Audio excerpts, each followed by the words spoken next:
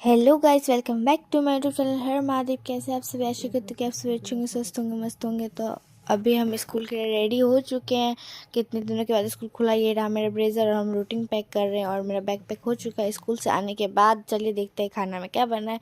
खाना में था राइस, मटर आलू का सब्जी। बहुत टेस्टी लग रहा था गाइस देखने में। और फिर हम खाना निकाल लिए क्योंकि खाना भी तो था इसलिए। और फिर खाना खाने के बाद हम अपना ट्यूशन का स्कूल का होमवर्क कंप्लीट करने के लिए बैठ चुके। पढ़ाई करते करते हमको मन करने लगा सोया स्टिक खाने का। सोया स्टिक खाए, फिर मूली सब्जी। और मम्मी मार्केट से लेके आ चुकी थी बहुत ही प्यारा सा चादर, बहुत सॉफ्ट था गाइस, बहुत अच्छा भी था।